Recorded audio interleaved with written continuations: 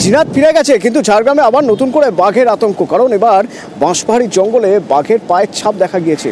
তো বাঘ আসলে ঠিক কোথায়, বাঘের অবস্থান কি তা জানতে 12টি ট্র্যাপ ক্যামেরা বসানো হয়েছে। সুন্দরবন থেকে ঝাড়গ্রামে বিশেষ টিম যাচ্ছে বাঁশপাহাড়ির মানিয়াডি জঙ্গলে।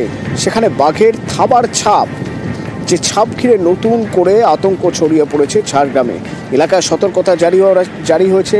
একা কেউ যেন না বেরোন বলা হয়েছে। সূর্য ডোবার পর সাবধানে থাকতে, খুব প্রয়োজন ছাড়া বাড়ির বাইরে না বেরোতে, বেরোলেও যেন দল বেঁধে বেরোন।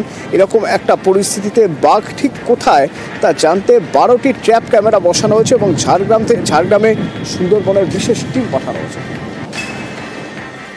রাস্তা দিয়ে এসেছিলাম, তারপরে ছাপ দেখি, তারপরে এরকম আওয়াজ শোনা যাচ্ছে, মানে পাথরে রপ রপ রপ রপ করে আওয়াজ শোনা যাচ্ছে। তখন আমি ফেললাম, তখন দেখছি একটা বড় জন্তু, মানে জন্তু বলতে মানে আমার মানে গলা অবধি হবে অত বড় জন্তু দেখলাম।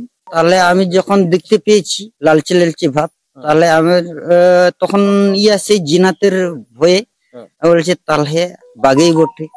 সেরকম ভাবে আমি ওই পেছন দিকে পালালাম।